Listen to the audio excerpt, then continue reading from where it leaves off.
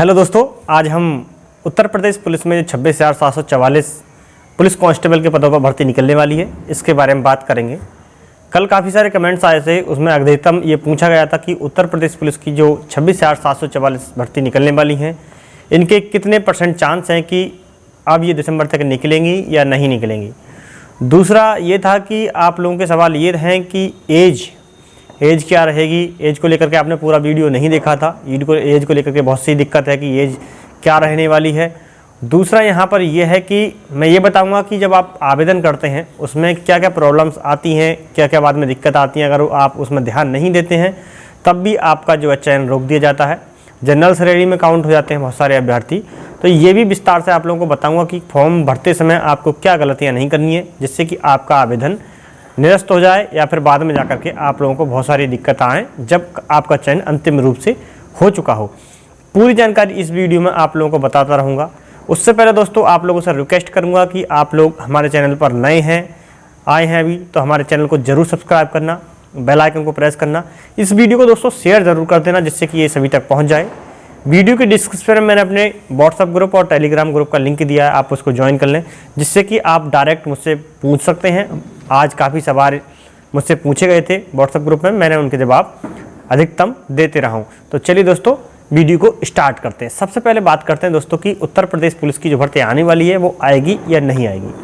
तो एक ये बहुत अच्छा टॉपिक है दोस्तों कि 26,744 जो भर्ती है कांस्टेबल की, इसको आने के लिए तो भर्ती का आदेश दे दिया है, लेकिन क्या कितने % चांस हैं या ये आएगी या नहीं आएगी। तो इसके लिए आप लोगों को बता दूं दोस्तों, भर्ती के आने के 99% चांस हैं, क्योंकि भर्ती जब कोई भी सरकार आई है और आने के बाद में दोस्तों जब वो जाती है तो एक भर्ती अपने रनिंग में छोड़कर जाती है, जो कि बाद में या तो वो बाद में पूरी की जाती है या वो उससे पहले रनिंग में चल रही होती है, उसके आवेदन लेकर के उसकी परीक्षा करा ली जाती है। लेकिन इसमें है क्या, इसमें यह है कि अभी नहीं तो आपके आवेदन आए हैं, और जब आवेदन ही नहीं आए तो आपकी परीक्षा कब कराई जाएगी।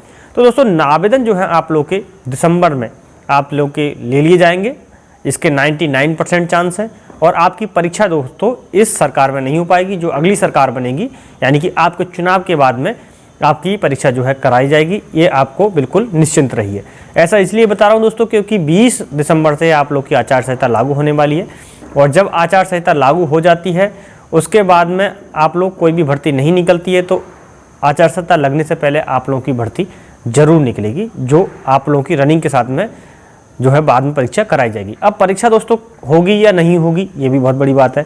तो जब आप लोगों की भर्ती जो है आचार संहिता से पहले निकल जाएगी, जब कोई भी भर्ती आचार संहिता से पहले निकल जाती है, चुनाव से होने से पहले निकल जाती है, उसके बाद में उसका आचार संहिता पर कोई भी प्रभाव नहीं रहता है।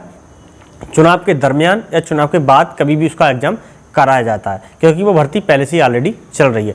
तो आप लोग की ये भर्ती 99% 20 दिसंबर से पहले निकलेगी, जिसके आवेदन 1 महीने का समय दिया जाता है। उत्तर प्रदेश पुलिस की जब भर्ती निकलती है तो उसमें आवेदन करने के लिए 1 महीने का समय आप लोगों को पूरा मिलेगा। अब इसमें एज की बात है दोस्तों कि एज क्या रहती है, इसको लेकर के बहुत सारी प्रॉब्लम थी। एज क्या रहती है, तो दोस्तों एज के लिए मैंने कल आप लोगों को बताया था कि एज 18 से 22 वर्ष रहती है जनरल कैटेगरी के लिए।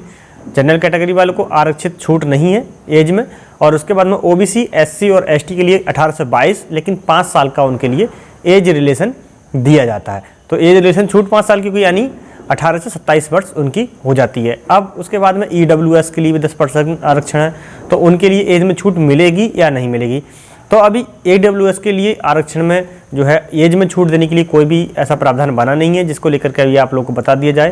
हालांकि मेरी तरफ से इसमें ना है, क्योंकि अभी तक कोई भी ऐसा प्रावधान नहीं बना है उत्तर प्रदेश सरकार में कि ईडब्ल्यूएस को आयु में छूट मिल रही हो। ठीक है, अब उसके बाद में है कि एज आपकी कब से काउंट की जाएगी।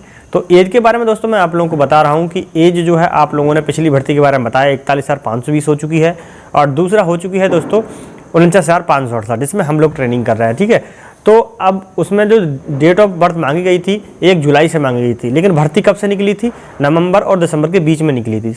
ठीक कंडीशन वही है इस भर्ती में भी, अक्टूबर से दिसंबर के बीच में निकल रही है ये भर्ती। तो आप लोगों की संभवतः एज जो है 1 जुलाई 2021 से मांग जाए, यानी 1 जुलाई 2021 को आप लोगों की 18 वर्ष कंप्लीट हो गई हो। ठीक है, ये बात हमारी हो गई। और दूसरी ये है कि कुछ दोस्त हमारे ये कह रहे थे कि 18 से 23 वर्ष मांगी जाएगी। ऐसा इसलिए नहीं दोस्तों कि एक भर्ती निकली थी 41,520 उस समय कोर्ट में बच्चे चले गए थे। उसमें ये कहा गया था कि हमको एज में छूट मिल जाए, काफ़ी समय बाद भर्ती निकली है, तो उस समय आपको कोर्ट ने आदेश दिया था कि बच्चों को छूट दे दी जाए। तो उस समय 41,520 भर्ती रनिंग में चल रही थी, इसलिए उनको छूट नहीं दे पाई थी। वो छूट उनको मिली थी 49,568 भर्ती में, जिसमें हम लोग ट्रेनिंग कर रहे हैं, उसमें 1 साल की छूट मिल गई थी। वो इस समय अब आप लोगों को छूट नहीं मिल पाएगी, क्योंकि भर्ती में बहुत बड़ा फेरबदल करना पड़ता है इसके लिए। वो एक कोर्ट का आदेश था, इसलिए आप लोगों को छूट उसमें 1 साल की मिल गई थी। एक पॉइंट और था दोस्तों कि भर्ती मेरिट पर होगी या रिटर्न पर होगी, किसी ने पूछा था।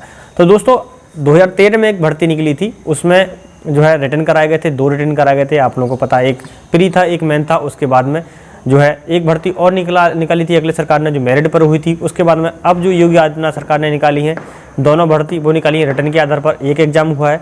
और अब जो भर्ती आएंगी वो भी दोस्तों रिटर्न के आधार पर आएंगी। आप लोग को रिटर्न करना है, रिटर्न देने के बाद में आप लोग की मेरिट बनेगी, सामान्यकरण यानी नॉर्मलाइजेशन होगा। उसके बाद में आप लोगों का चयन हो पाएगा। चयन दोस्तों आप लोगों के मेरिट के आधार पर होगा। मेरिट के बाद में आप लोगों का फिजिकल कराया जाएगा, मेडिकल होगा। ये प्रोसेस मैंने कल भी बताया था, बताने की ज़्यादा आवश्यकता नहीं है। अब अंतिम में आप लोगों को बता रहा हूँ, आप लोग फॉर्म भरते पर क्या गलतियाँ करते हो जिससे आप लोगों का चयन रुक दिया जाता है। तो दोस्तों यहाँ पर जब आप लोग फॉर्म भरते हो तो उसमें सबसे बड़ी गलती होती है आपकी डेट ऑफ बर्थ की। जब आप लोग भरते हो फॉर्म, तो उस समय आप लोगों को क्या करना है फॉर्म भरते पे, कि आप लोग की जो हाई स्कूल की मार्कशीट है उसको लेकर के बैठना, जिसमें आप लोगों के फादर का नाम, आपकी मदर का नाम और आपकी डेट ऑफ बर्थ बिल्कुल भी गलत मिस नहीं होनी चाहिए, बिल्कुल भी ये ध्यान रखना, क्योंकि आप लोगों का ये बाद में चेंज नहीं हो पाएगा। साथ ही साथ में एक चीज़ और ध्यान रखना है, आप लोग एड्रेस भरते पे गलती कर देते हैं। एड्रेस कुछ लोग ये होता है, किसी का परमानेंट एड्रेस होता है अलग और किसी का जो रहने वाला एड्रेस होता है वो अलग होता है। एक पत्राचार व्यवहार का होता है, एक रहने का होता है, तो वो आप लोग ध्यान से भरना, जिसमें कि आप लोगों का मेडिकल और पोस्टिंग में भी जो है दिक्कत होती है। तो आप लोगों को फॉर्म बहुत ध्यानपूर्वक आप लोगों को फिल करवाना है। सबसे मोस्ट इंपॉर्टेंट जो बात है वो है दोस्तों आप लोगों को जाति प्रमाण पत्र और निवास प्रमाण पत्र की। जो दोस्त हमारे ओबीसी कैटेगरी की, SC ST कैटेगरी हैं, वो होता क्या है कि जब पुलिस भर्ती निकलती है उसमें आप लोगों को एक डेट दी जाती है।